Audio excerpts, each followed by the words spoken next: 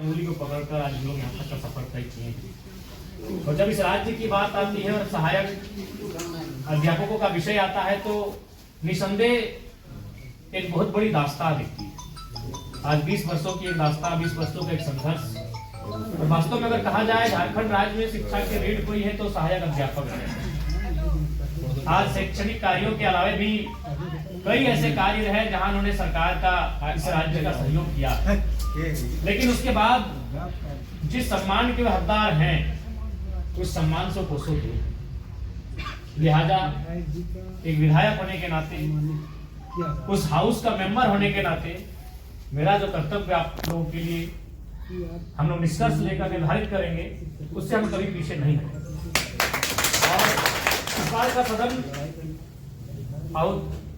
फरवरी महीने में और निसंदेह जब इस विषय को रखेंगे तो उस विषय पर हमें पूर्ण आशा है सरकार को बाध्य होना पड़ेगा एक्शन लेने के लिए, क्योंकि अभी जिस विषय को हम रखते हैं कहीं ना कहीं वो विषय अब इस राज्य के बाहर के ही मुद्दे बन जाते हैं। प्रवासी मजदूर का ही मामला था, उनकी वातन वापसी हो चुकी है, वो आज हमसे मिलने भी आए थे।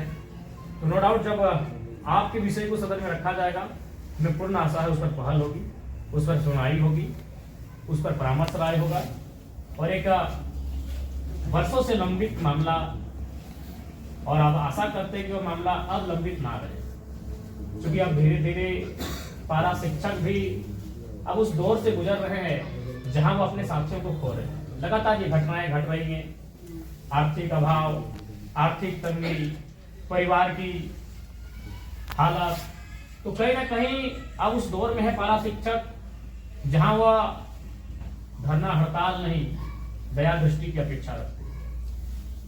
और इसके लिए उन्होंने एक बहुत लंबा कालखंड भी दिया है। झारखंड के शैक्षणिक व्यवस्था को सुदृढ़ करने के लिए सहायक अध्यापकों ने एक बहुत लंबा कालखंड दिया है। धूप हो, गर्मी हो, बरसात हो, कभी वह पीछे मुड़कर नहीं देखे।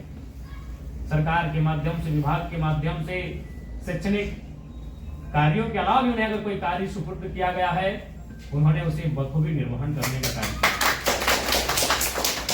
निसंदेह आपके दर्द से, आपकी पीड़ा से हम लोग वाकिफ हैं, क्योंकि हम लोग भी जिस पृष्ठभूमि से आते हैं, जिस गांव से, जिस समाज से आते हैं, वहां पारा शिक्षकों की भरमार है। हम लोग किसी राजशाही ठाट बाट उस परिवार से नहीं आते हैं। पारा शिक्षक के बीच से ही हम लोग आते हैं, तो मैंने भी देखा है, उनकी समस्याओं को समझा है, और आज उनके लिए कुछ करने का मुझे अवसर मिला है। ये मेरे लिए भी गौरव का लम्हा है। निसंदेह आप जो अपेक्षाएं रखते हैं, मैं उस अपेक्षाओं से ऊपर उठकर कार्य करने का काम करूंगा। आप जो मुझे लगा कर बैठे हैं, आपकी जो ये आंखें जो तक की निगाहों से हमें देख रही हैं, एक आशा की दृष्टि से हमें देख रही हैं, उस आशा में हमारी ओर से निराशा की कोई गुंजाइश नहीं होगी।